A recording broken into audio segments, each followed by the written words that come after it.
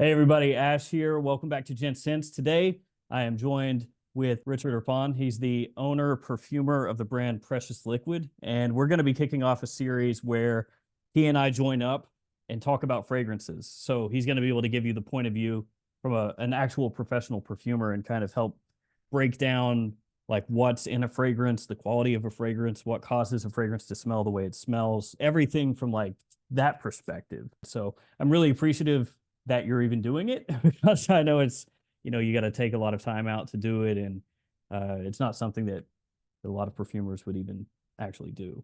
So thanks for that. But today we're going to be tackling a couple of huge ones, a couple of huge fragrances, Aventus and Club de Nuit Intense Man, because Aventus is like the number one biggest niche fragrance, I guess. As far as men's fragrances goes, it's the one that everybody says, the king of fragrances. And so price-wise, this one is retail for a 100 mil, $495. And you can find it at discounters, maybe around 275 for that size. And Club de Nuit Intense Man from discounters, you're looking at it like $25 to $30. So pretty big price difference. Aventus about 10 times more expensive from discounters, and at retail it's closer to probably 16, 17 times more expensive. So yeah, I guess let's talk Aventus first, if that's okay with you. Just kind of like what makes Aventus and the quality of ingredients and things like that. Because I can tell you from like a layperson standpoint, with Aventus, people always say the opening with pineapple, they'll be like, oh, great pineapple opening, and then a smoky birch dry down. And that's like what everybody fixates on is the pineapple in the opening and the birch in the dry down. Now, I've always heard there's not actually pineapple, that it's an accord that you make, usually with like bergamot as one of the main ingredients to get something that smells like pineapple, because you can't actually take pineapple and get like the essence of the pineapple basically and put that into a fragrance. Is that true? Yeah, so pineapple, it's interesting because Man, actually the fragrance I'm consulting, fragrance house I'm consulting is a French company that is family-owned business, the biggest of the biggest size in the world, and they actually figured out a way to be able to extract from the real pineapple. No. So we have what we call a jungle essence, and that extraction is a very special. So we use like frozen pineapple that have been frozen at the perfect ripeness, because you want the juiciness of the pineapple. And we were able to extract with a CO2 process. So it's like a way that you can really get the real thing, But until then, there are some molecules that are smelling like pineapple and that we combine together to get that pineapple effect, and it works pretty good, but it never has that natural appeal that you have from that jungle essence that Man created. So here they don't have that ingredient. So it's definitely a synthetic combination of ingredients, that are quite realistic, So they give you this juicy pineapple effect. So but you had it like also in Cool Water is a good fragrance that had allylamyl glycolate. That's another molecule that has that pineapple effect. And Dracar Noir in the past too, they had the allylamyl glycolate too. But this one has a slightly different molecule. But yeah, for me, I smell also the pepper. The pink pepper is very important in the opening. And I'm smelling something quite anisec. And also the bergamot is extremely important. Like they have like 30% bergamot, So that's like a subtle citrus note. It's one of the most expensive citrus note on the palette, because citrus, orange is really cheap, lemon is not so upscale. So really, if you want to go up there, you have to go with mandarin. That's more expensive, but then bergamot is like the creme de la creme. Is like the top. If you go to It's the good Italy, stuff. it's like they're very particular, and especially the bergamot coming from Sicily, has to be harvested the right way. It's like it's very tricky to find the great crops, and be able also to maintain the quality over time. With bergamot, you know, it's like Mother Nature, you know, like if 1 year it rains too much, everything is like different, it smells different, it's diluted, it's, you know, watered down. Here, I must say that in Creed, they try to keep this very high quality of the bergamot, you know, so I believe that's one of the reason why people would pay that much money is that, you know, and the pink pepper quality too is very important to have this beautiful quality, because I give you an example. Pepper, I can have a pepper, a normal black pepper that's going to smell kind of like a little bit peppery, you know, but the pink pepper is very particular, and it's 10 times the price of the normal pepper, you know. And so again, like with the bergamot, you have like bergamot bases that are made out of synthetic. They would smell quite the same, but they are very different. They don't have this nice aromatic note, you know, that and on the skin it doesn't last that much, and it doesn't have the refinement, you know, that you know, Mother Nature, like when you have bergamot, you have like hundreds of ingredients that are in that bergamot. Some are in trace amount. So when you do those artificial bases, you just like keeping like just 50 of the most important products. Some of them you don't have access, you know, because they are too expensive, or we don't use them very often. So those bases are always incomplete, you know. They are not like something that has the depth and the richness, you know, of the fragrance, you know. Like you're missing out on some of the trace elements that makes it what it is. Yeah, that makes it natural, because it's more complex. You lacking complexity, you know, and depth, you know, very often. That's really I guess the opening part of Aventus that grabs people's attention is that fruitiness. Because that's like you were saying, you know, it just kind of grabs your attention. Like the quality is really nice. The citrus comes through pretty clearly, and then has these other notes kind of shoring it up. And then as it dries down, it's the smokiness that comes out. And like you were saying before, there are different batches. So some will be really, really heavy on the smokiness and not very fruity, and others will be vice versa.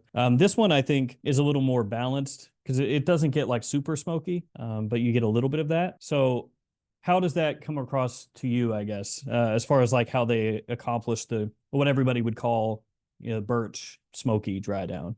Yeah, so the birch note is something where it's also an ingredient that had some issues with some IFRA rules, you know. So I suspect that maybe they had a quality in the very beginning that was not okay anymore, so they had to find a replacement. And birch is a very powerful ingredient, so you put in very small amount. But if there are small changes, some of them, you know, it will affect the fragrance, you know.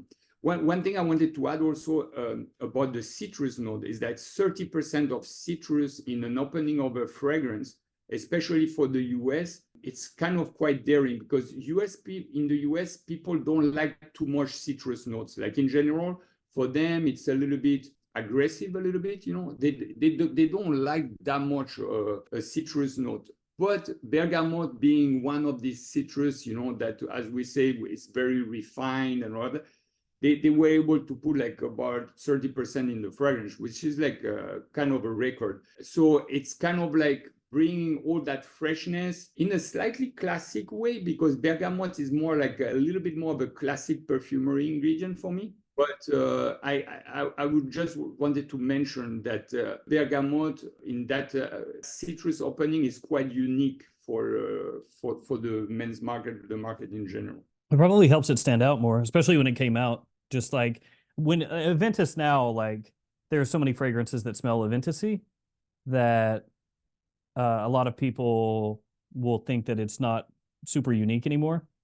But when it came out, there really wasn't anything that smelled like it, or not exactly like it. So it was a little more unique, I feel like, when it first dropped compared to now. So the thing for me also, like bergamot, go back to bergamot again, is like you know, like in the cologne, the classic, very classic cologne, that has a lot of bergamot too, you know. So it's like, it's kind of when you think about it, it has that classic you know, opening, you know, to the fragrance. I mean, clearly Ashton, like, the level of ambrox, you know, that molecule that is low.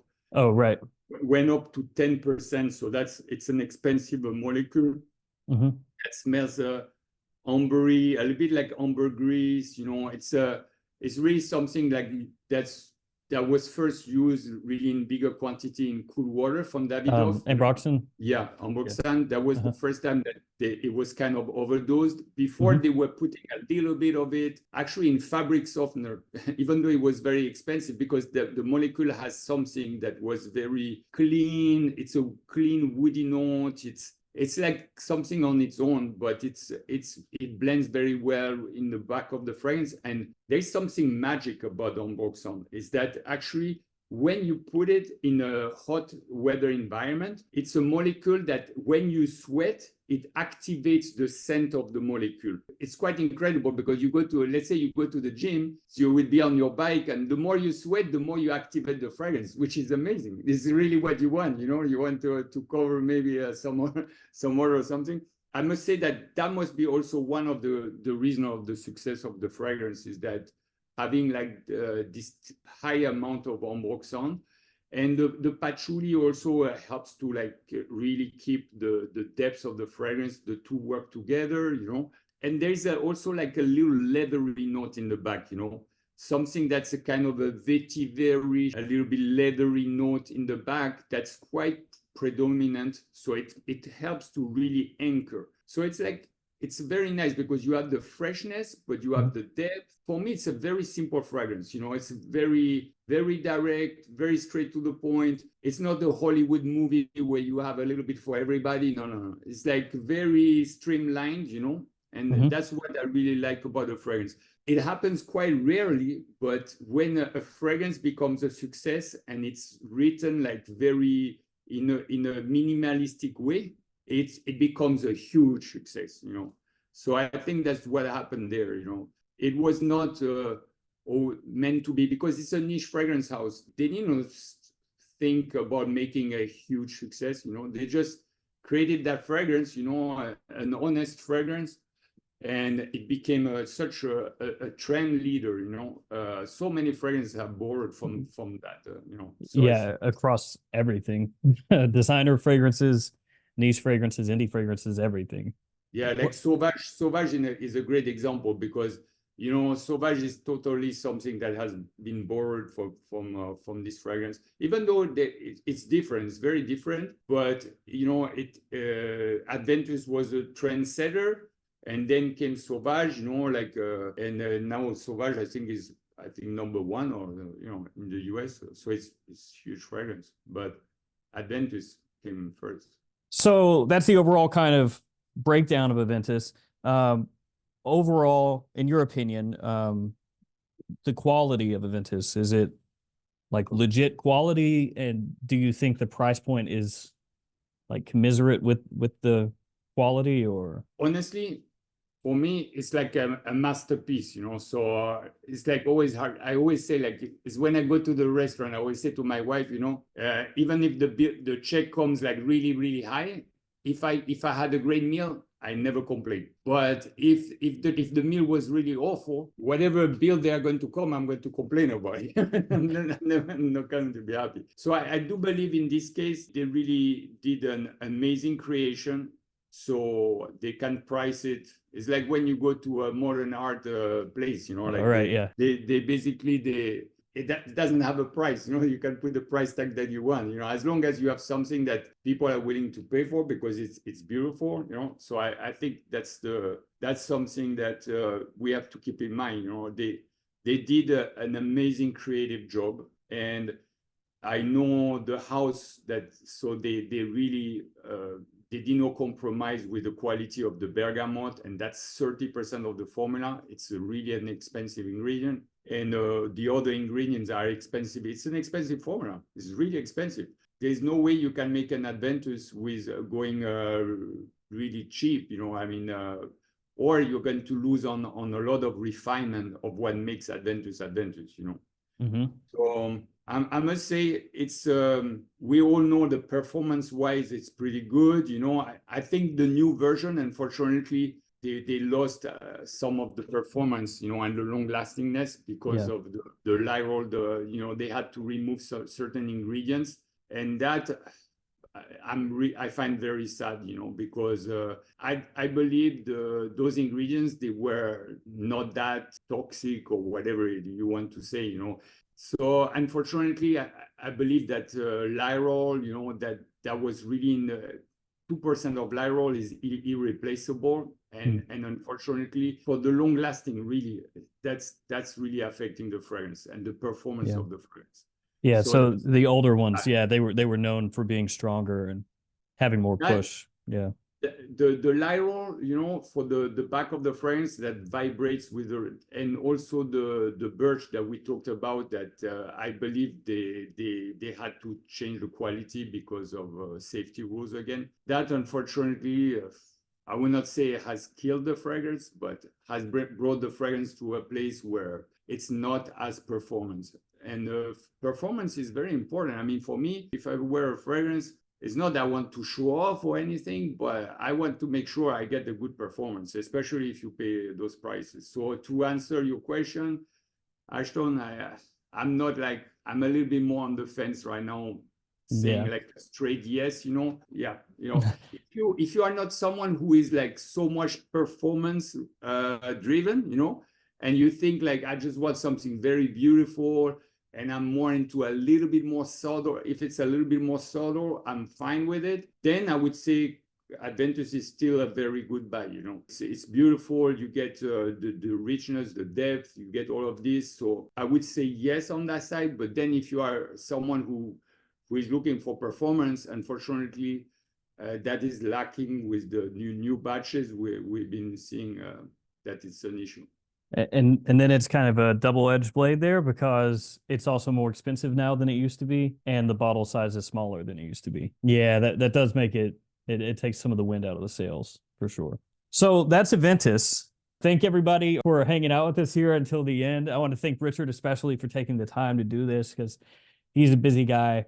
Thank you, Ashton, for this great opportunity to be able to interact with you. Love to do that always. And yeah, so I think we're kicking off something that's going to be big, like something that we're going to have a lot of fun doing, and trying to give as much information we can to the viewers, so they can understand better the quality and of what's in the barrel that they are purchasing, making sure they make the right purchase and they know why they're doing it. Thanks, Richard. He'll be back on the channel super soon. Thank you, everybody, for watching, and we'll see you again tomorrow. Stay safe out there. Take care.